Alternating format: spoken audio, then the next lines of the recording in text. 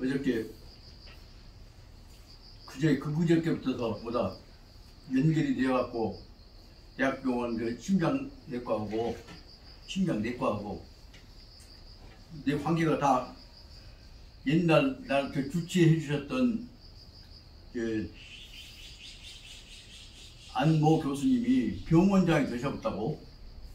그분은 그 뒷바라지 하고 있던 간호 그 사람들이 상당히 높은 간호인데 거기서 이제 딴 데 가보니까 체제가 깨져갖고 나 연락이 안 와버려서 어떻게 할 것이냐 했더니 그쪽에서 이제 새로운 그 팀들은 관심 없잖아요.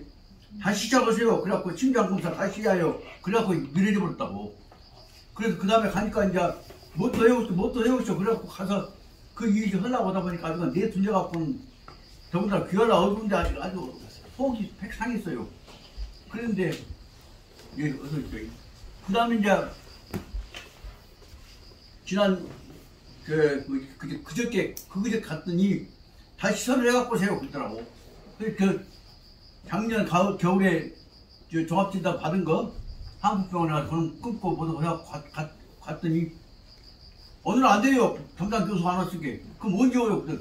내일 오십시오. 또 내일 오라고 했더니 어쩔 수 없어. 내일 어떻게 올 것이냐고 했더니 뭔 소리 갖고 어떻게 오라고 그러더니 갔더니 또 그 교수님이 오늘 오실 것인데 이거 기술 갖고는 안 돼요. 그래갖고 또 뒤로 밀어버려. 그 얼마나 답답해. 누구 신분을 해줄 사람도 없고 옛날하고 달리. 그래서 참고 있다가 애가 이런 게 참는 것이 공부다. 그래갖고 이제 저거 여기서부터 밑에서부터 따라 하나하나씩 대기면서 내가 귀가 어둡게 설명해 주죠. 그래갖고 문서 보면서 찾고 얘기했더니 선생님은 이렇게 하시면 됩니다. 그러더니 그 중에 마음 착한 간호원이 하나 나타나더니 선생님 이건 이렇게 이 절차를 밟으십시오. 그 갔더니 또 혈압 제가 보십시오. 그 혈압을 제로 이제 긴장해갖고 가니까는 혈압계에서 내 혈압이 안 돼버려. 얼마 나오냐면 뭐 280이 나와버려. 그렇게 증명 것도 안 돼버리지. 그 당황해서 어찌 하면 쓰겠냐고 그랬더니 좀 앉으셨다가 물 잡수고 가라앉히셨다가 다시 하십시오. 그래갖고 이제 그놈부터 같이 가니까 또 안 돼.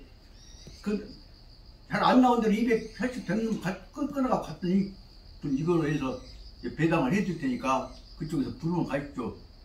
그러니까 그쪽 각 파트가 있잖아요. 그 부르기를 기다리고 있는데 아무래도 연락도 안 와. 그래서 이제 어찌 안 온다고 갔더니 어디다 돈을 내가 신청을 해야 하는데 아직 안 했으니까 한다 하더라고. 그래서 다시 또 그러면 신청을 하려면 어떻게 할 것이냐고 또 가서 물어갖고 내가 지금 이런 사람인데 지난번에 주치의가 박하려면 후보로 연락이 끊어져 버렸습니다. 그랬더니 그러시면 돈을 내갖고 신청을 해야 하는데요. 그러려면 또 등록부터 번호부터 끊어야 한다 하잖아요. 그런데 그러고 있었더니 아까 그 간호한테 이런 경우 어떻게 했으면 좋겠냐고 그랬더니 그러면 가셔서 여기서 보냈다고 그러고 지금 몇 번에서 지나서 비용 쓰라고 한다고 하니까 얼른 결정해 주라고 그렇게 얘기해 주시라고 증명 갖고 와서 얘라고 가서 얘기를 했더니 그쪽 하더니 돈 얼마 내고 이제 서류 내줄 테니 갖고 와시오. 그래서 가더라고. 서류 갖고 와서 이제 한참 기다렸는데 끝도 없잖아요. 그게 사람들은 엄청나게 심장학과가 많은데 한참 있다가 다시 그 서류 갖고 갔더니 좀 이따 교수 오시면 부르면 나오십시오. 기다리십시오. 그러더라고. 그 기다리고 있었더니 이제 젊은 교수가 오더니 아이고 선생님 오셨습니까? 그러더니 어쩌고저쩌고 해갖고 이제 그러니까 지금들이 보면 이제 내 이력이나 당황이 나오지 않아요? 그러니까는 아이고 선생님 고생했습니다. 어쩌고 하고 이제 넘어갔다고. 그러더니 어째는 애쓰셨으니까 이제 다시 심장 상황 어쩌나 그랬더니 참 서류 준비해서 싹 조사해보더니 아이고 선생님 연세에 비해서 아주 건강하십니다. 그리고 아까 말한 그 기계 잘못돼갖고 280 나온 놈도 실은 말하면 당황하시지 그냥 하면 그래요. 그런데 혈당 빼놓고 보니까 피검사 해놓고 보니까 건강하십니다. 다른 사람 다 좋습니다. 그러니까 긴장 푸시고 오천 이제 오셨으니까 선생님 건강 상태 좋으시니까 그전 했던 대로 거기다가 조금 더 노인이니까 순하게 보완해갖고 4개월분 저드릴게 편하게 걱정하지 말고 있죠. 그래서 세상 어떻게 이제 4개월은 그 진단해줘갖고 그러고. 아니 그러면 이제 그 검사한 놈 돈을 또 내야가지고 보험료에 다 들었으니 걱정 마십시오. 그래서 돈 5만 원 내고 다 처리하고. 그리고 이제 약국에 가서 냈더니 아이고 선생님 생각보다 아주 건강하게 잘 되셨습니다. 그래서 그럼 갖고 약 지어갖고 와갖고 나한테 이제 하는 이제 나를 것처럼 건강해지더라고. 그래서 어제는 또 다른 그 혼자 사는 짜는 동생이 한 사람 있어요. 그럼 가서 만나고 왜 어떻게 지냈냐 그동안 어쨌냐고 이러했더니 오빠가 세상에 나 안 챙겨주고 그러니까 언니는 건강 어쩐지도 모르고 그 말도 모르고 참고 있었다가 오늘 오빠가 와서 전화해 주시니까 얼마나 좋은데 내가 오늘 오후에 밥 살게 그래갖고 같이 가서 이제 그 올해 은남매간에 밥 먹고 그러고는 또 이제 집사람한테다가 나온 게 만나서 또 그 박 사장님 같이 밥 먹고 얘기하고 지역계 얘기하고 왔다고 그러고 왔어요. 그러고 나니까 한순간에 바로 어려움이 왔다가 그 참는 공부를 지나고 나서 풀어져 버리니까 아 내 나이에 꼬라지 안 내고 참을 수 있는 거 그 시험 공부를 다시 한번 공부를 시키시려고 이런 시련을 주셨구나. 그래서 성서에서 말씀하신 대로 사람 공부시키려면 일부러 어려움 줘갖고 이겨낸가 못 이겨내 보자 하신 듯이 다시 성서 공부를 다시 했어요 어제. 그러고 나서 이런 이 은혜가 은사님 범재승 교수님이 고통이야말로 성자의 그 은혜를 체험하게 하는 기회다 말씀하셨던 것처럼 해서 이것이 바로 내가 은혜와 사랑을 받고 살아가고 있는 선택받은 사람 그 복인 것을 알아야 할 것인데 그걸 모르고 없구나. 그러고 이제 끝은 그리고 이제 뭐 서서 집도 좀 챙기고 그러고 집에 갔더니 집사람이 애가 타게 기다리다가 건강이 너무께는 또 좋아갖고 집사람 환영을 받으니까 그것도 또 하나 그 적극적인 사고방식으로 문제는 능동적으로 받아들인 자세가 공부가 되어야 이루구나 하면서 느꼈습니다. 그러고 나서 이제 다시 오늘 강의할 일 생각하니까 이제 여기다 놔두고 그 왔다 갔다 하느라고 책도 안 갖고 가고 어찌것이 깝깝해. 그리고 이렇게 마치 집에가 누군가 그지 모르는데 좀 중용이 하나 그때 갖다 놓은 거 있더라고. 그 여러분 이제 앞뒤에 뒤에 봤더니 아따 내가 설명했던 거 하나도 안 빼놓고 다 적어놨는데 메모해놨는데 여러분 책 잊어보고 얼마나 꼭 고생했을 것인가 싶어서 지금 오늘 여기 오시면 여기 누구 책이냐고 임자 이름도 안 써놨어요. 근데 뭐라고 써졌냐 그러면 내가 도장만 하나 찍어줬어. 안개 도장 찍어진 것을 보니까 아니 공부한 사람 말고 내가 영어 문자 쓰는 거 옛날 선생님 흉봤던 얘기까지 다 쓰셨다고? 옛날 그럼 연습이 있으신 분이다. 그렇게 쓰는 사람은 잘못하는.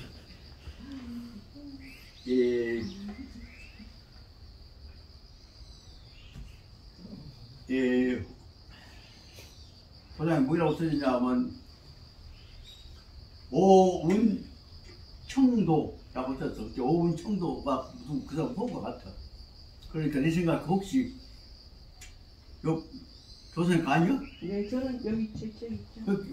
아니면 내 생각 여기 예. 이 교수 것이 아닌가 지금 생각을 했다고.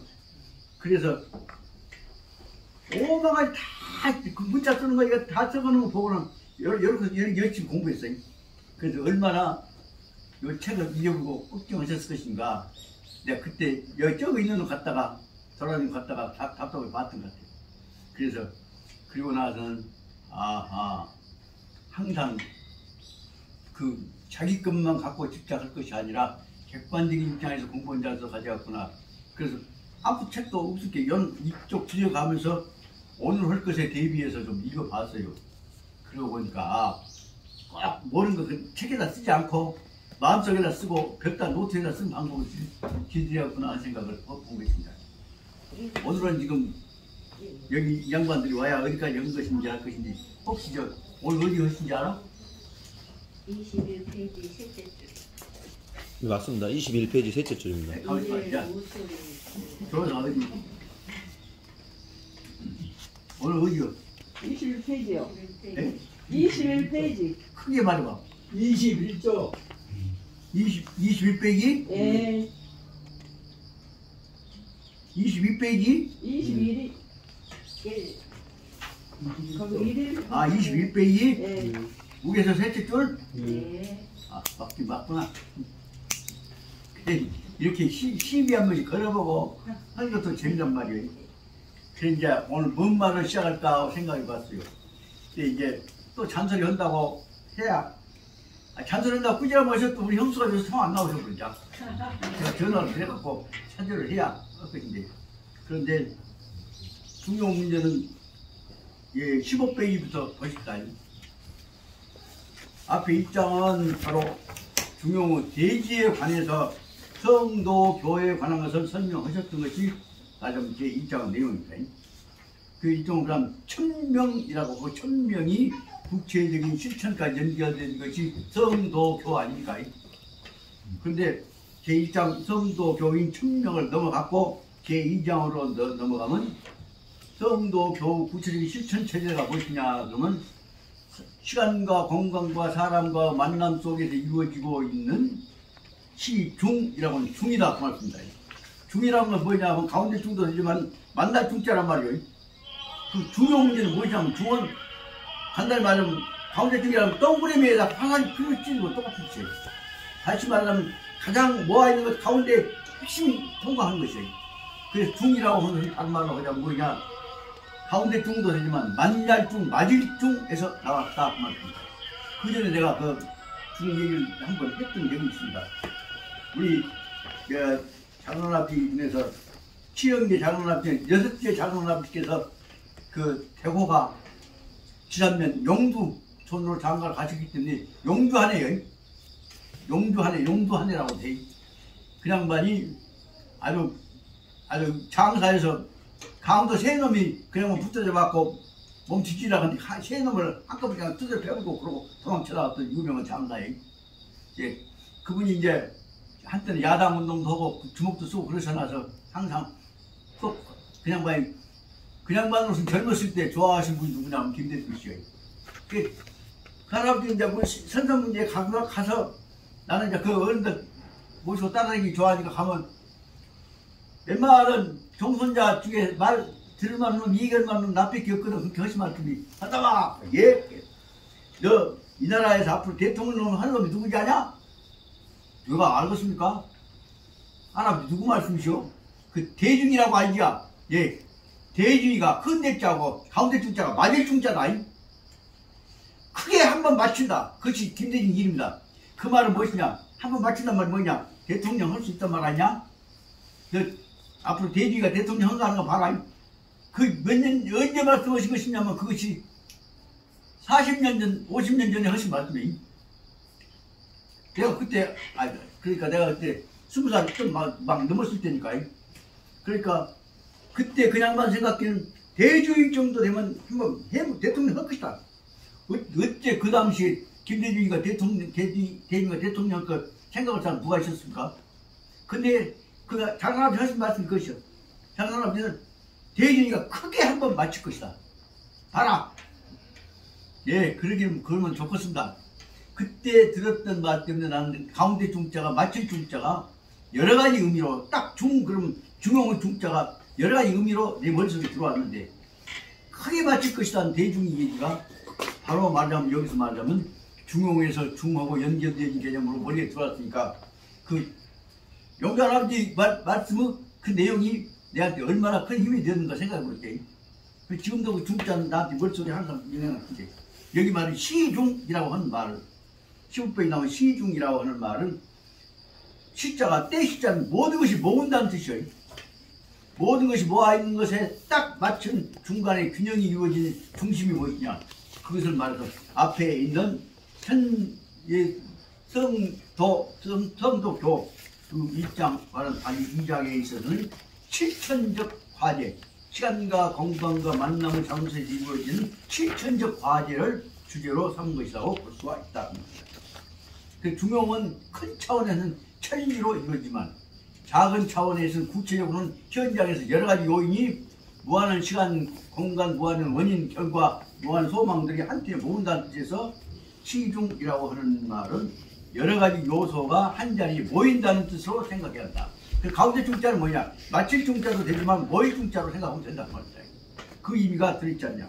그래서 여기서 이제 그 시 중에서 모임, 만남의 핵심은 크게 보자면 잘 만나야 할 것이 아니냐. 가장 잘 만나는 것이 뭐냐? 군자의 도리로서 만나는 것이다. 그래서 그걸 말하자면 군자 중용이라고 하는 것이고, 잘못 만나면서 뭐냐? 못된 놈들 식으로 개판되어 버린다. 그 개판된 만남은 뭐라고 설명하면 소인들이 만나는 것이기 때문에 중용의 만남과 반대되는 반중용적 만남이라고 대조해 가면서, 아까는 원리적 입장을 제1장에 설명했다면 여기는 두 번째에 있어서는 실천적인 현실적 과제로 응용으로 들어간 것이라고 볼 수가 있다. 그래서 다시 말하면 중용의 1장과 2장을 통해서 전체의 중용의 큰 성격의 흐름을 딱 요약해서 설명한 것이라고 볼 수가 있다. 그러면 그 다음에 여기 설명하고자 2장에서 뭐냐.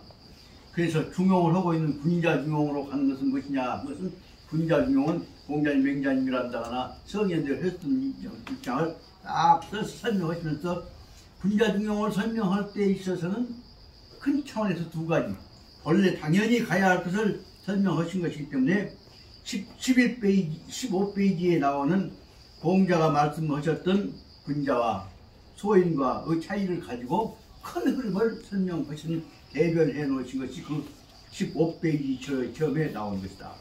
그러니까 군자와 소인과를 대조해서 군자가 하는 것은 군자 중용이고 소인이 하는 것은 소인의 반중용이다 라고 일단 큰 갈림을 만들어 놓고, 소인의 반중용 내용을 군자의 도리와 소인의 반중용과 사이에 걸려든 차이가 무엇이냐, 그 대목을 16페이지 첫째 줄에서부터 6줄까지 설명하고 있답니다. 넉넉하게 천하를 항상 균형에 맞춰서 천하와 구체적인 아까 말한 현실과를 연결시켜서 생각하면 그건 군자중용이고, 조그매가 갖고 우선 해먹으려고 그냥 한껏 처리하려고 조그맣게 뛰어다니면 그것은 말하면 소인 중용의, 소인 반중용 중용 내용을 한말로 뭐라고 설명하냐. 소인이 소인 것은 우선 한건 잡으려고 하는 조그만 생각이다. 그것이 16페이지 첫째 줄에 나오는 여러 가지 길 가운데서 조그만 제일 먼저 나타나는 소인의 반중용을 뜻을 뭐라고 설명하면 얼른 한건 해보려고 한 것이다. 그것이 첫째 줄에 나오는 첩경이라고 합니다. 첩경이란 말은 한 점과 다른 점과 사이에 직선을 그리고 제일 가깝죠. 그러니까 직선으로 접근이 가장 가까운 것을 첩경이라고 한단 말이에요. 그래서 얼른 끝내보려고 한단 말이에요. 한건 해보려고 얼른 끝내고 끝내본다. 흡사히 말하면 그런 짓거리에 의해서 이루어졌던 한국 지금 현재 혼란이 대통령 선거 이부해갖고 그냥 뭐 표 깔아갖고 인기 얻어갖고 1등만 해버리면 된다고 생각하는 상황하고 똑같단 말이에요. 그런데 그런 것이 아니다. 그렇게 조그맣게 해갖고 하면 일만 잘 된 것이 아니라 그로 인해서 수없이 많은 시행착오가 뒤따라온다. 그 대목을 설명하려고 16페이지 처음에서 한 말씀이 첩경을 얼른 처리하려고 하다 보면 일만 빨리 된 것이 아니라 그 뒤따라오는 일들이 아주 사고건지가 그냥 후유증이 엄청나게 따라오는 것이다. 그 대목을 설명하고 있는 것이 첩경 좋아하지 마라 그 말이에요. 주군주군 다쳐갈 것 하고 지켜갈 것 해야지 첩경 좋아하면 안 된다. 그 첩경으로 이루어진 것을 둘째 줄에 설명하고 있는 것이, 첩경 하다가 이루어진 거 봐봐. 첫째는 뭐냐, 바로 이것은 무한한 이인들보다 이루어진데, 첫째는 달로, 두 번째는 절로, 세 번째는 사로, 네 번째는 말로, 그렇게 하고 네 가지로 아주 조그맣게 하다가 다 걸려갖고 목표 달성하기 걔는 그동안 실패만 일으키게 되는 과정들을 크게 네 가지로 설명을 하고 있다. 그러면 이제 달로는 끊어질 단짝에 처음에 갔다 그 다음에 뒤로 돌아올 길도 없어. 절로나 다나 마찬가지. 절로는 이제 앞으로 가망도 없어. 그 길로 가보면. 세 번째는 뭐냐, 그 길이 결국 죽음으로 빠지는 길이요. 네 번째는 뭐냐, 더 이제 앞으로 전혀 나갈 것도 없다. 그래서 다시 말하면 달로, 절로, 사로, 말로 다 그것도 뭐예요? 장래성이 없는, 기대할 수 없는 실패의 길을 설명하고 있다. 그럼 뭐냐, 반대로 보자면 제일 중요한 물은 가장 어려운 상황이지만은 꼭 지켜야 할, 참고 견디면서 꼭 그 길을 갈 때 그것을 뭐라고 설명하냐, 그것을 말하자면 여기서는 정로라고 얘기하고, 정로에 관한 가장 완전한 체제를 뭐라고 설명하냐면 중용이라고 한다. 군자 중용이라고 한다. 그렇게 해서 다시 말하면 조급하게 목표 달성만을 그 결과를 보려고 하지 말고 그 가는 과정이 정당하냐 안 하느냐 문제를 항상 신중하게 생각해서 올바른 길에 정성을 다해야지 목표 달성만 하기 위해서 수단 방법을 가리지 않는 짓을 하다 보면 자기만 실패한 것이 아니라 더 나아가서 보자면 다른 문제까지 실패해버린다는 것을 설명하고 있습니다. 제가 지난 설명했던 것이지만 중요한 문제는 그렇기 때문에 정로가 아니고 조급하게 첩경으로 가다 보면 자기만 다친 것이 아니라 자기 떼주까지 자기 가정까지 새끼들까지 어떤 경우는 나라까지 망해본단 말이에요. 더 심하게 보자면 이 인류 공동체 인간 사회까지도 다 썩어 문드려본단 말이에요.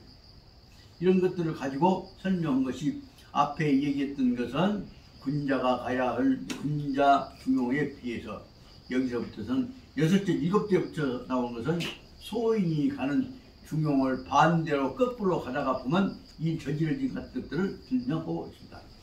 그 여기 소인의 반중용에 관한 것들을 예를 들어서 설명한 것이 크게 보자면 여기에서는 군자의 중용과 소인의 반중용과를 대조해 가면서 대표적인 예로 여기서는 군자 중용으로 가고 있는 끝끝내 자기의 태도를 지켜왔던 어려운 상황 속에서 지켜왔던 양웅에 관한 얘기를 가지고 설명을 하고 있습니다. 양웅에 관한 얘기는 바로 무엇이냐 그러면 그 정권이 바꿔질 때 다시 말하자면 이 전한이 그동안에 이 왕망이라는 놈이 들어갔고 신나라를 만들었다가 그 다음 신나라에서 다 뒤집어져 갖고 모든 이제 새로운 신나라 다 왕망에 이은 신나라가 이루어질 줄 알았는데 그 다음 이제 후한에 광무제가 나와서 이제 각 뒤집어져요. 그런 과정이 나올 때 그걸 모르고 전부 다 우원이 자 왕망이한테다 붙어갖고 새로운 저기 신나라에 붙으려고 할 때 그동안에 역사 변증법 다시 말하면 중용 지역 공부를 연구를 하고 있었던 업무를 담당했던 양홍이라는 사람은 그런 것에 끄들리지 않고 그저 공부하고 있던 뭔 집이 아까 집이 있었지 그 연구소에서 오로지 이 태현경이라고 하는 다시 말하면 초기의 이 주역 경전절 주역 경전께 다시 말하면 주역 이론 정립하는 연구 과정 속에 참여해 가지고 주역 공부 정리하다가 보니까 감투고 무엇이 모르겠다 그래서 놈이야 뭐이라 하건 간에 관심 없이 다시 말하면 왕망이 눈치 보고 신나라에 가서 벼슬하고 하려고 않고 오로지 꾹꾹에 앉아갖고 거기서 이 자기야말로 그 주역 공부하는 것을 주역을 정리하는 것을 자기 천명으로 알고 공부를 하다가 그동안에 이제 눈치 본 게 뭣도 써더라 이렇게 그동안에 뭐 문자 하나 써냈던 것 같고 약점 잡혀갖고 잘못하면 끌려가게 생겼던 것을 에라 나는 그런 거 모른다 그래갖고 그 전각에서 위에서 뛰어내려갖고 발 부러졌다가 살아나갖고 그래 죽을 때까지 자기는 말년까지 조용히 앉아서 그 주역 문자를 정리하는 일에 인생을 바쳤던 내용을 설명하고 있는 것이 여기 양홍에 관한 얘기입니다. 양홍이 71살까지 살았고 양홍은 그 벼슬 다 이어보고 손가락에 묻혀서 주역 공부를 전수를 해왔던 것들이 그 후에 학자들한테 모범이 되어가지고 17페이지 5에서부터 7줄이나 나옵니다. 그러면 오로지 마지막까지 그 주역 연구만 하다가 돌아가셨던 철학에 살다 갔던 분, 그 책으로 보자면 17페이지 10줄에 보자면 괄호 안에 되어 있는데 누실명이라고 하죠. 누실명이라는 꾀재한 연구실입니다. 꾀재한 연구실 속에 자기 공부에 관한 방향을 정리해놨던 책이 여기서 말하자면 그 양홍의 공부에 관한 자세고 그걸 그 후학들보다 정리하는 것입니다. 그리고 나서 바로 양홍이라는 사람은 그 후에 이 젊은 후학들한테 바로 눈치 보고 줄잡고 출제하려고 한 것이 문제가 아니라 자기 소임을 다한 것이 중요한 것이다 한 내용들을 정리를 하고 그래서 공부한 후학들한테 존경을 받죠. 그래서 양홍이 살아왔던데 양웅이 묻혔던 그 자원묘 그 묘지 옆에가 조그마한 그 기념관이 만들어졌는데 거기에 있는 글이 바로 말하자면 누실명 꾀대전 방 속에서 공부했던 분의 마음가짐을 정리하는 것이 누실명이죠. 그 글로 나와 있다는 것을 설명하고 있다. 누실명을 설명해갖고 사람들이 좋아해갖고 거기에 찬탄한 글들을 누실명에다 붙여놓은 것이 그 다음에 뭐냐면 서초구 자원정 정자를 세워갖고 그쪽에다 여러 가지로 글들을 써놨단 말이야. 그래서 아까 말하자면 저기 신나라의 왕망이한테 붙어갖고 출세하려는 사람들과는 달리 오로지 공부하는 자세 진리를 가지고 열심히 했던 사람에 관한 기억들이 남아서 그 후에 바로 그 다음에 나타나는 네 줄로 써져 있는데 결론 부분으로 말하면 수없이 많은 시간 역사 변동이 이루어졌지만은 오로지 그 수없이 많은 사태 속에서도 조용히 학문하고 인격 길렀던 사람에 관한 야무에 관한 것이 하나의 진정한 의미에 있어서 군자 중용의 자세다 하는 내용을 설명하고 있다 하는 내용이 거기 말하자면 양웅전에 관한 뒤에 나와 있는 내용입니다. 그렇기 때문에 이름이 떴다가 멎었다가 수없이 깨졌다가 하지만 마지막에 남은 것은 그 사람이 가지고 있던 깨끗한 인격과 그 사람이 있었던 그 품격에 의해서 인간이 평가되어진 것이다. 그것을 설명하고 있는 것입니다. 이 대목을 보다가 저도 이제 생각을 해봤습니다. 이번에 지금 화담사가 이제 강원이 되냐 안 되냐 아니면 저기 마을에 가는 사냐 안 사냐 그 다음에 여기 화담사를 새로운 하나의 서원으로 정착시키는 게 성공하냐 아니냐 뭔라고 돈 들여가 화담사를 사 그대로 놔두고 뭉뚱이에서 관리하면 되지 그런 풍토가 또 한쪽에 일어나고 있습니다.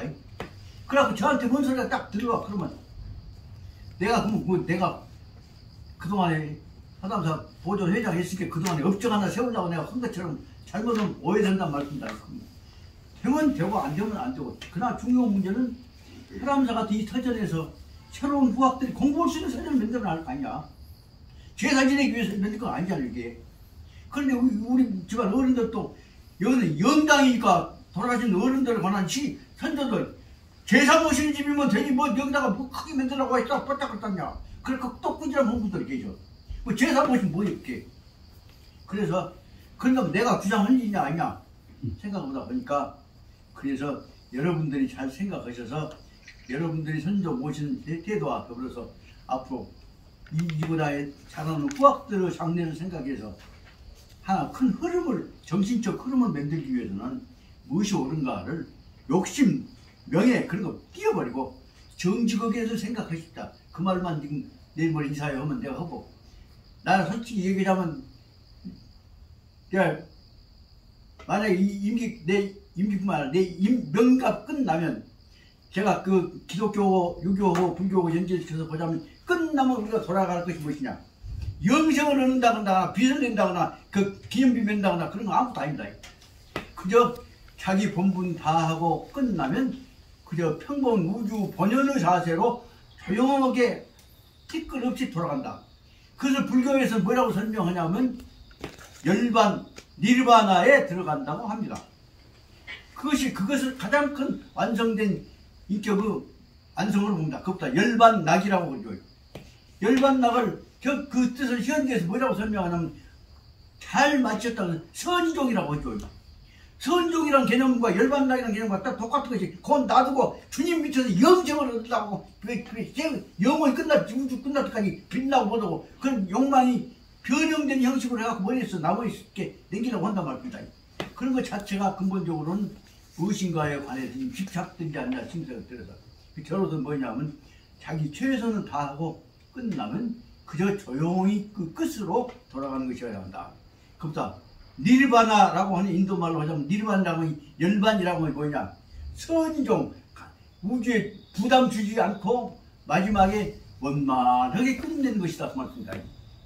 이 자세를 생각하면 되는 것이 여기다 정한다 뭐 여기 2년 동안 좀 있었다고 해갖고 여기다가 꼭 기업고 무슨 뭐 기념관이란다거나 뭐 여기 그 꼭 공부방을 만들어야 하느냐 공부방에서 뭘 만들어야 하겠냐 생각을 할지 모르지만 중요한 문제는 뭐냐.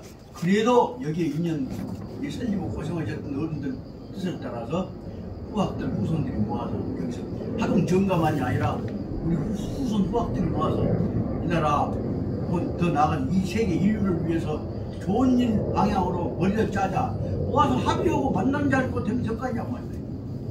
그걸 위해서 근본적인 자세는 뭐냐.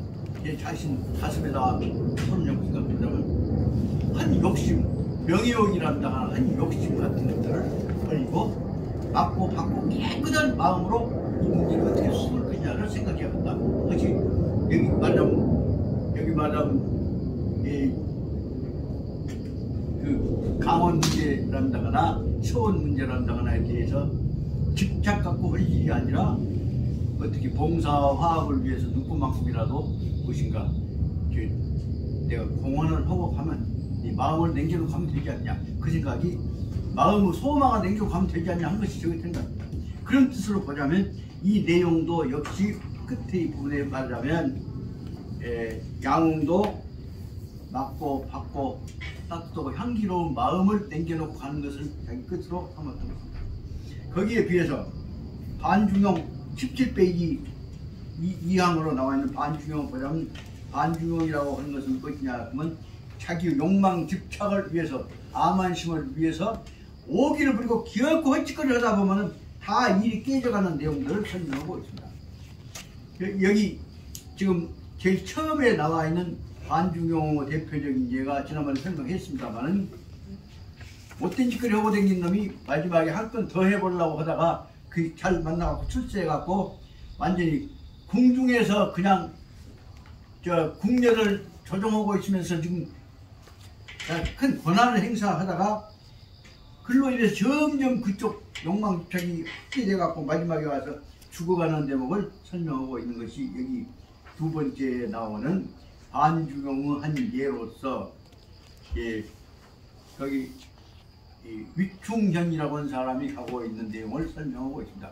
그건 대충 지난번에 말씀드려서 하지만 어렸을 때 노름빛 하고 갖고 못 갚아가고 직사를 두드려 맞은 것이 원인이 돼갖고 애 기와 이렇게 됐으니까 궁중에 들어가서 다시 말하면 환관이라도 되어갖고 거기 붙어서 살자 했던 것이 여행이 누구를 잘 만나갖고 결국은 황태자 유모하고 친해져갖고 그걸로 인해서 출세하고 나중에 황태자 아들 그 손자가 왕자가 됐다가 왕자가 임금까지 되었을 때 그 밑에 붙어갖고 완전히 그 궁녀들 지배하는 왕초들을 쓰다가 그로 인해서 결국은 싸움당하고 마지막에 징계받아서 죽는 대목까지를 설명하고 있는 대목이 여기에 나온 거예요.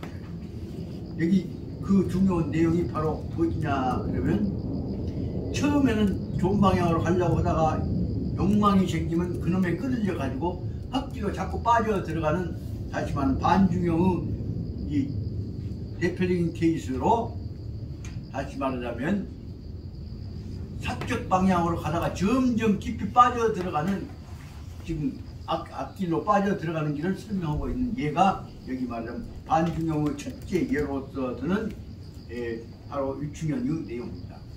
근데 그보다 더 이제 문제가 되어진 것은 위충현보다 이제 더 반중용의 대표적인 악랄한 대응. 공부하고 오셨어? 얼른 들어줘. 누군가 안 선생인가? 네. 얼른 여기 오서.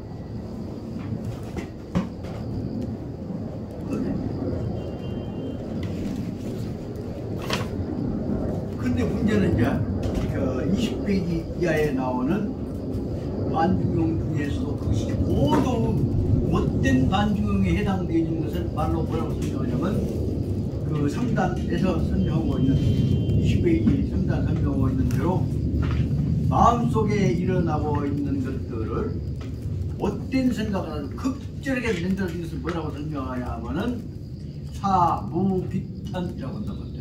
사란 말은 방자하단 말이에요. 아주 멋대로 한단 말이에요. 그 무기탄이란 말은 자주 조심을 쓸 걸 모르게 멋대로 못된 짓거리 하고 싶은 대로 다 하는 것이다. 그래서 아주 여기 말하면 이 사무기탄의에서 있는 그 대표적인 예로 인간으로 살 수 없는 참 출제를 위해서 자식을 죽이면서 음모를 해내는 이 무척춘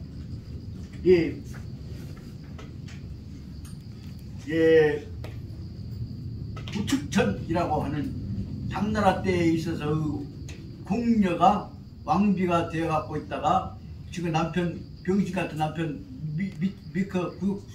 가다 놓고 지가 처음으로 천축무부라고 하는 왕의 부인이라고 하는 왕후라고 하는 개념이 또 바꿔갖고 여왕이 되어갖고 여왕으로 해서 중국 역사상에 있어서 아주 고도 극도 권력을 행사했던 새로 왕실을 무씨 왕조를 만들었단 말이다. 그리고 이것은 이제 현재 중국사에서 해석은 크게 두 가지 방향이 있습니다.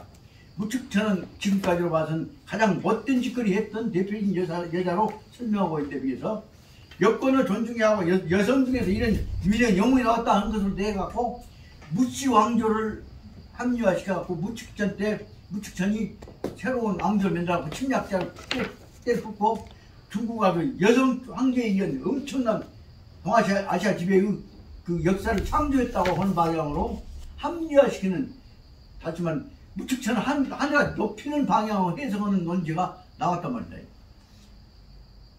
최근에 나왔던 그 무축천을 중심으로 해서 무축천이 주변에 있는 국가, 다시 말하면 남방 지역까지 쳐들어가가지고 엄청난 해군을 해갖고 영토 확장하고, 이렇게 말하면 제국주의적인 아니면 정복을 실현했던 것을 해갖고 무축천을 아주 긍정적으로 인정하는 논리를 만들어내는 작품들이 여왕이 돼갖고 뭐 그 세계 대전을 이끌어 나가니까 얼마나 뻥쳐도 합리화되게 할 청중들도 많고 그래갖고 내가 봤던 한 어떤 부분에서는 아주 무축천이야말로 중국 근대화를 위해 여성 지도자가 새로운 경기를 만들어낸 것처럼 비화시키는 이런 작품들이 터졌단 말이에요. 그래서 보자면 무축천은 아주 사람으로 설 수 없는 비인간적인 수단 방법을 가지한, 요새 말하면 세계 정복을 위해서 모든 짓을 다 하는 것 같은 그 짓거리를 했던 무축천으로 설명한 데 비해서 한건 무축천 갖고 해치자 한 사람들 무축천이야말로 무씨가 만들었던 새로운 무씨 왕조로 설명한다는 겁니다. 여성 왕조를. 그래갖고 그러다가 나중에는 다 이미 끝난 다음에 다시 그 나라 망해가고 다시 당나라 쪽으로 다 들어간단 말이에요. 그렇게 설명하고 있는데 그 내용 중에서 여기서 말하면 이 사무기탄이라고 하는 부분은 뭐냐, 사람으로서 자기가 권력을 잡아서 여자 무축천이라고 하는 여자 천재예요. 여자 천자가 되기 위해서 자기 자식을 죽이고 왕후를 쫓아내고 지금 왕후로 들어갔다가 남편을 연금해버리고 자기가 여자 황제가 되고까지 만들어내는 그 극도 예를 여기서는 이제 그렇게 설명하고 이런 짓거리까지를 할 수 있다 하는 내용을 해서 무축천처럼 지가 왕후가 되기 위해서 지새끼를 죽여갖고 실제로는 왕후가 잠자는 놈 지기 새끼 따뜻 끓여주고 왔다가 재워주고 갔는데 숨어가고 있다가 나중에 간 다음에 그걸 죽여버려 지가. 그 무축천이 다시 지금 왕후가 죽여갔다 해갖고 남편한테 얘기해갖고 자기는 이게 궁녀가 그래갖고 그 바꿔버리고 지가 다시 왕후가 되어가 들어갔다가 나중에 모든 패거들 다 동원해갖고 남편 연금시켜버리고 그리고 바데파 죽여보고 그리고 지가 여자 천장으로 서다가 나중에는 이제 바데파도 일어나니까 결국은 쫓겨나서 지가 아들이 다시 또 등극하게 되는, 그러면서 이제 이런 상황으로 뭐냐, 당나라 왕체제는 그대로 다 유지한 형식으로 처리했던 것들이 이 책 말고 다른 책에서 나오는 부분에 설명될 거예요. 그런 그 내용은 다시 말하면 무축천의 경우는 출제를 위해서 요새 말하면 자본주의적 방법에 썩은 방법을 안 가지고 못된 짓을 하는 예를 들고 있는 것입니다. 그 다음에 이제 세 번째 문제가 사람을 설 수 없는 짓거리를 하고 있는 가장 못된 짓거리를 또 하나 하고 있는 것이 무엇이냐 그러면 22페이지로 가서 보자면 밑에서 셋째 줄 보자면 역아라고 하는 이름이 나옵니다. 역아는 거기서 셋째 줄에 올라가면 제나라 환공의 그 요리사 제나라 환공의 요리사가 이름이 여가인데 요리사가 어떻게 그냥 환공 그 비율을 잘 맞춰갖고 맛있게 이 음식을 해주더니 그냥 그래갖고 한국이 완전히 요리사한테 반해버려. 그 요리사가 여가가 한국 애첩 그 병 걸린 사람을 다 치료해주고 그 다음에 다른 거 다 고치고 해갖고 마지막에는 완전히 한국이 여가를 속으로는 자기 총리까지 삼을 생각까지 해. 이런 상황 속에서 여가는 어떻게 지금 환공 비율을 맞췄냐. 그러면 환공 비율 맞추면 극기, 인간을 헐수는 가장 극도이게. 환공이 언젠가는 심심하게 앉아서 얘기하다가 음식 중에 제일 맛있는 것이 무엇인가? 뭐냐고 물어보니까 예, 맛있는 것이 있어요. 그게 무엇이란가? 저는 잘 모르겠습니다만 있다고 합니다. 그게 무엇이요? 사람 고기가 맛있다고 합니다. 사람 고기 먹어봤는가? 아니요, 안 먹어봤습니다. 잡숴 보실래요?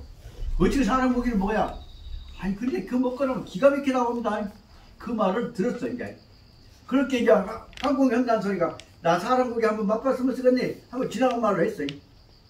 그 말을 사람 고기 맛을 비우면 다른 어떤 고기보다 비교가 안 되게 맛있다 하니까 여러 걸 갖고 제 환공 마음을 잡아버렸다. 그 어떻게 하면 잡냐? 그래서 누구를 어디서 사람 고기를 구고 있냐? 지나가다 보니까 저기 장각 속에서 나온 꼬맹이 어린 꼬맹이한테서 세상에 대해서 예상에 온 놈 그놈이 놀고 있는데 그놈 지나가는 모습 보니까 피부가 포동포동하고 이쁘고 그놈을 살짝 모르게 잡아다가 죽여갖고 그 요리해갖고 그 제 환공 오라고 그래서 느닷없이 오늘 특별 요리를 마련해서 한번 잡숴보십시오. 뭔 요리요? 예, 아주 맛있는 요리입니다.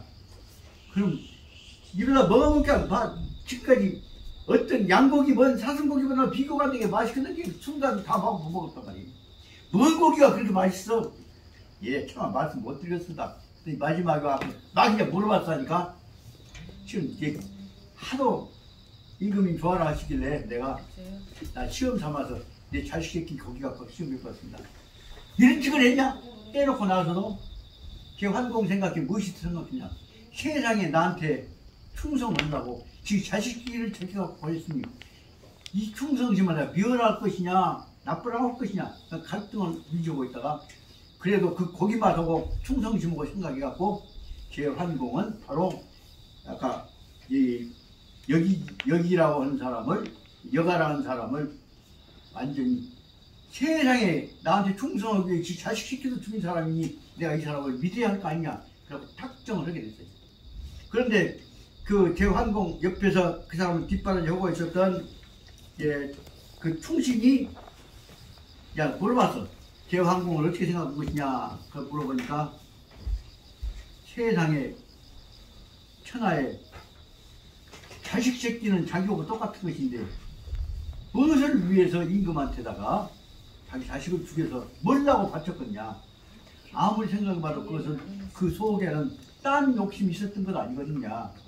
그래서 말하면 그 충신이 이제 나중에 얘기하면 오지만 그 마음은 변할 수가 있을 것이니 저 생각에는 믿을 수가 없을 것 같습니다 라고 이렇게 아니 자네 죽으면 후임으로 그걸 재상으로 만들까 생각하고 있는데 아니 생각했던 거죠. 알아서 생각해보지만 그것은 사람으로서 할 수 있는 본성에 하지만 중요전적으로는 본성에 넘은 짓거리를 하는 것은 근본적으로는 딴 생각이 있기 때문이 아니라 생각이 드는 것입니다. 그러고 나서 이제 그 충신 죽었단 말이에요. 그리고 나서 그 다음에 얼마 시간이 지나니까 마음에 안 드니까 제 환공 늙어갖고 어려울 때 거기 밑에 이제 황태자들이 왕궁 싸움이 났어요. 싸움이 났으면 한쪽 편을 동원해갖고 가서 제 환공을 가져갖고 굶어 죽게 만드는 놈이 바로 뭐냐면 여가랍니다. 그 내용은 다시 말하면 뭐냐. 가장 극단적인 얘기를 이해관계를 위해 설 수 있는 놈은 결국은 상황에 따른 가장 극단적인 방법으로 또 옆구리를 찢는단 말이에요. 그 다시 말하면 그 말을 생각하면 내가 이 책을 읽다가 이 중요한 강의 이걸 설명해야 할 것이냐 안 해야 할 것이냐. 그러나 이 중용에서는 이렇게까지 악독한 짓을 할 수 있는 참 성격이 중용을 버린 사람들은 이루어질 수 있다는 사실을 확실히 알아라 하기 위해서 지금 하는 얘기예요. 그러니까 불교를 한다거나 기독교를 한다거나 혹은 어떤 자비, 인간 성정 갖고 보면 이런 극단적인 얘기는 못하게 하지 않니? 특히 자식들한테 그 자녀는 짓거리 얘기해서는 안 된다고 하지 않니? 그럼에도 불구하고 그것들을 알아야 한다고 말이야, 세상에. 나쁜 짓거리 하기 위해서 수단 방법을 안 가지고 있단 말이야. 그 세계 인류를 멸망시키더라도 주도권 잡기 위해서는 이 지구상에 있는 지금 한 20년 전에 들은 얘기예요. 예, 물리학과 제일 원로 교수이신 옥주 교수님 하신 말씀이에요. 현재 지구상에 인간들이 만들어놓은 무기, 하지만 당시 원자탄 수소탄만 하더라도 인류를 30배, 현재 있는 인류를 30번 멸종시킬 만한 무기가 있단 말이에요. 거기다가 말 안 들으면 써보려고 하는 지금 세균 전쟁이지. 세균 전쟁 무기만 하더라도 또 그 못지않은 수가 있어. 그 뭘라고 이걸 만들어놨냐. 이것은 자기 목표를 달성하기 위해서는 반대파를 죽일 수 있는 수단 방법을 안 가지고 만드는 것이 지금 현재 지구상에 있는 이기주의란 말이에요. 현재 지구상에 있는 이기주의가 얼마나 악독하냐. 이 사람들 전부 현재 핵폭탄 쪽만 하더라도 인류를 현재 살고 있는 사람들 30배 멸망시킬 수 있는 무기가 있단 말이야. 현재 그 이제 옥주 교수님한테 20년, 30년 전에 들은 얘기야. 수소폭탄 하나 지금 거의 태평양에 빠져고 실종된 거 있잖아요.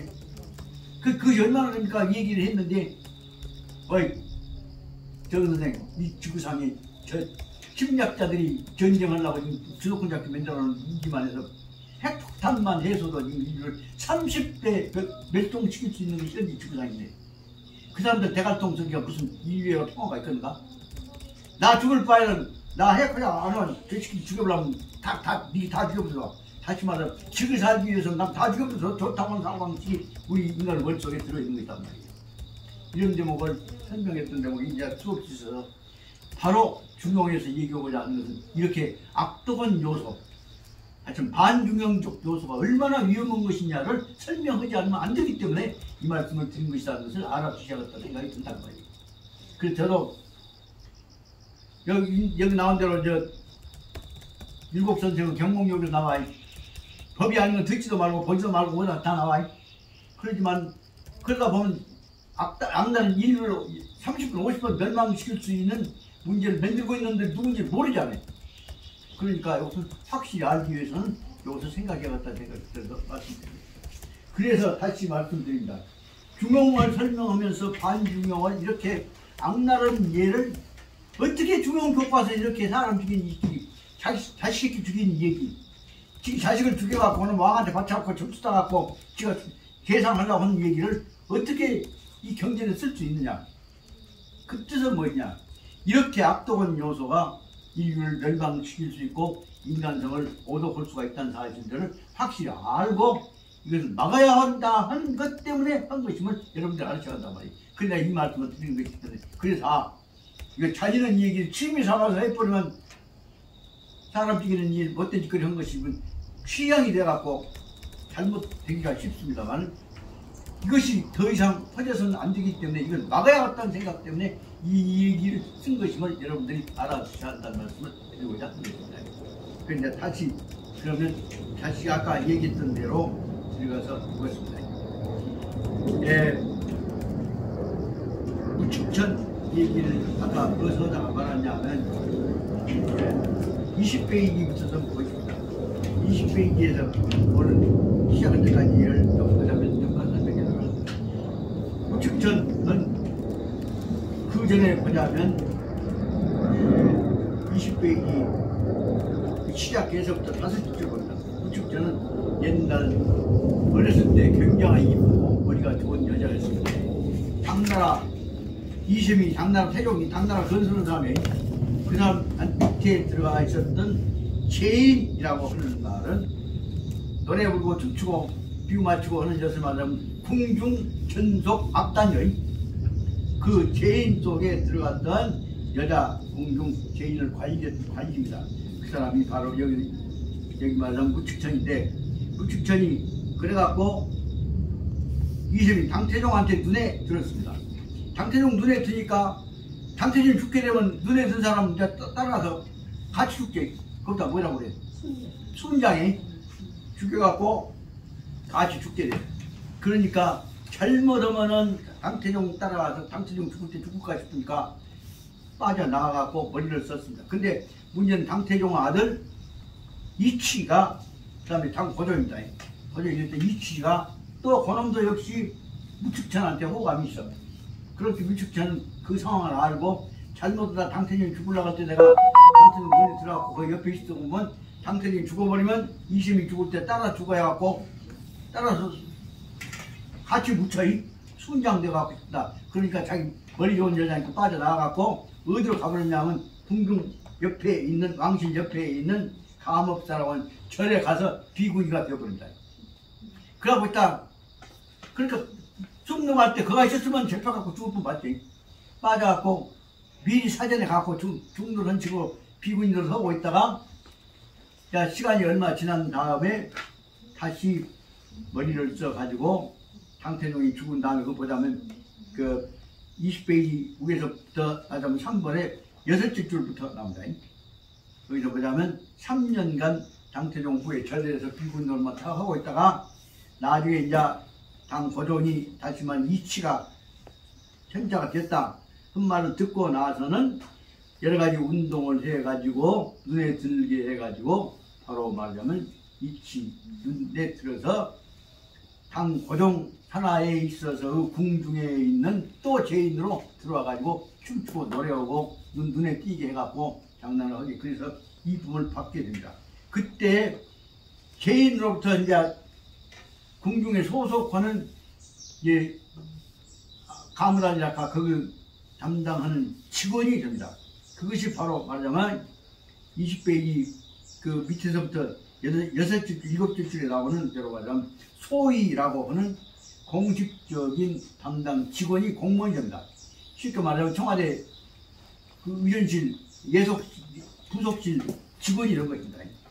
그러면서 거기서 차례차례 여러 사람들한테 얼굴 이쁘고 말 잘하고 재치 있고 아름에 넓혀지고 그러니까 이쁨을 받아서 천자의 눈에도 이치의 눈에도 들게 된 것입니다. 그런데 이제 한 번은 이치가 이치하고 친해져 갖고 그 아까 말하자면 무축천이 이제 이치한테서 이치하고 친해서 거기서 얘기를 뺀단 말이에요. 그리고 나니까 이 무축천 생각에는 아들만 낳아라 그러면 내가 음모를 해갖고 결국은 이치 다시만 천자 아들로 왕이 계승경쟁에 이겨내면 될 거 아니야. 그 속으로는 아들 낳기를 알고 무기에 공을 들고 했더니 그랬는데 낳기는 딸을 낳았다 말이다. 그러니까 얼마나 기가 막혔지. 그러니까 이제 포기해버려야 하는 그게 아니라 아주 악나는 욕심을 갖고 있는 아까 말한 이 사무기탕 한 사람 입장에서는 뭐야 여기에 한번 끈을 만들어 보자 생각해서 바로 그 포기를 않고 그 딸은 딸대로 이용해 갖고 천자의 눈에 들게 해서 시기를 올 생각을 하고 있는 것입니다. 그래서 바로 하루는 천자가 그 무축천 사이에서 난 딸 보러 온다 한 소식을 듣고 나서 자기는 얼른 자리를 피해 갖고 궁녀보다가 나 어디 갔다 올라갈 게 없다고 그래. 그러고 있는데 그동안에 이제 천자 앞에 먼저 왕후가 와서 딸 보러 온다 한 얘기를 듣고 나서는 그때 피해버리겠다. 그래서 자기는 피해버리고 그 이제 그 딸 보러 올 때 이제 울고 그러면 이제 그 왕후가 그 궁녀한테 낳았을지라도 크게 보자면 왕후 새끼 아니야?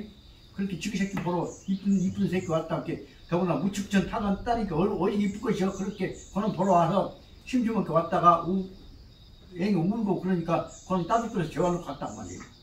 재워놓고 갔는데 그동안에 얼마 있으니까 왕이 온다 했단 말이에요. 그 정보를 알고 나서 무축천이 아무도 모르게 살짝이 와서 그 잠자고 있는 딸내미를 죽여버려요. 목을 눌러서 질식사를 시켜본단 말이에요. 그리고 저는 딱 여기로 가버리냐 숨어버려. 그러고 있다 나중에 왕이 오니까 왕이 그동안에 이제 왕이 맞을 시간에 왕마주로 나타났어. 그래갖고 이제 딸내미 어쩌냐고 이제 물어보니까 아이 지금 잠자고 있냐? 데리고 와라. 그래서 이제 딸내미를 데리고 깨우라고 갔더니 딸내미 깨우라고 데리러 갔던 궁녀가 놀래가지고 아무 말 못올 거지. 그러니까 이제 왜 그러냐고 그랬더니 놀래가 벌벌 떨고 있어. 왜 그러냐고 그랬더니 죽어 있다고 한단 말이에요. 그 어떻게 죽었냐? 그래갖고 이제 조사가 벌어졌을 거 아니야? 그러니까 여러 가지 얘기다. 네가 죽었지. 갖고 하다 보니까 다들 전부 궁녀들 하는 얘기가 아까 그 황후께서 왔다 가셨어요. 그때까지는 처음에는 무더니 난 황후가 따뜻해서 재우러 갔습니다. 간지 얼마 됐습니다. 그러면 그럴 리가 없다. 누가 죽였냐? 네가 죽였냐? 황후가 죽였겠냐? 그래갖고 이제 문제가 되니까 아무리 해도 황후가 나 미화랑 함께 죽인 거 아니겠냐 이 얘기가 돼갖고 황후가 죽인 것으로 각본이 딱 짜져갖고 황후가 세상에 그 아까 말한 우측전이라고 하는 소위 궁녀 장각자들이 소위한테 의해서 난 택지를 죽이고 간 것이 아니겠냐 이 얘기 돼갖고 자기는 이제 딱 무측전은 이제 암치만 넣고 빠져버려. 그러니까 당 고종이 아무리 생각해봐도 이것이 무측천을 미워라고 해서 자기 황후가 죽인 것이다 뭐 생각한단 말이에요. 그래갖고 결국은 황후를 쫓아내버린다. 그 자리에 무측천이 들어선단 말이에요. 여기까지 과정이 바로 말하자면 여기 이 얘기보다는 자기가 권력을 잡기 위해서는 황후가 되기 위해서는 수단 방법을 가리지 않고 해내게는 이 못된 짓거리의 예를 설명해 나가고 있는 거 있단 말이에요. 이것이 바로 두 번째의 수단 방법을 가리지 않고 권력에 접근해가는 방법을 다시 말하면 반중용의 방법을 설명하고 있는 것이다 그 말입니다. 그 다음에 세 번째 문제가 더 방법이 수단 방법을 가리지 않고 세상에 지금 자식까지 죽여갖고 임금한테 음식 맛을 보게 하는 그 예를 들어서 반중용의 예는 이와 같이 무자비할 수 있는 예를 들어서 설명하고 있는 거란 말이에요. 그러면 너무 지나치지 않냐 하지만 이런 것들이 하지만 중용의 정신에 의해서 도덕적으로 바꿔지지 않으면 언제든지 이런 짓을 할 수 있는 내용이라고 설명이 돼요. 이것이 대표적인 예를 들어보자면 20세기 들어서 가장 대표적인 반중용의 가장 수단 방법을 안 가지고 했던 예가 다시 말하면 200만 명에서 400만 명이지만 몇만 명들을 유태인들을 아우슈비츠에서 다 집단적으로 학살했던 예는 아돌프 히틀러가 히틀러한테 욕을 먹지만 히틀러는 뭐냐면 예수님을 팔아먹고 못된 짓거리를 하고 있는 이런 인종들은 이 지구상에 멸종시켜야겠다고 하는 이론이 아돌프 히틀러에서 나왔던 유태인 학살단 말이에요. 그 유태인 학살 같은 것들을 비교해보자면 여기서 말하면 반중용의 대표적인 예고 비슷하잖아요. 이런 것들을 설명한 건 뭐냐. 놔뒀다가는 인류까지 멸망시킬 수 있는 못된 짓거리가 될 수 있는 것이다. 그것을 관심을 갖게 설명하려면 어쩔 수 없이 이 예를 들어서 설명할 수밖에 없다. 그 말을 여기 합리화시킨 것이라고 볼 수가 있다. 그리고 여기 들 수 있는 것은 바로 말하면 무측천이라고 하는 사람이 바로 자기 딸내미를 지가 죽여놓고도 지가 죽이는 것을 왕비가 죽였다고 둘러 씌워갖고 심지어는 왕비가 권위주의적인 왕비가 쫓겨나게 된 과정을 지금 설명하고 있는 것임을 알 수가 있다고 봅니다. 시간이 어쩌다 보니까 지금 또 1시간 되고 나서 여기 좀 쉬었다가 그러면 이제 지난번 진도 해나갈 이제 21페이지 셋째 줄부터서 다시 좀 쉬었다가 회식을 하고 그렇습니다.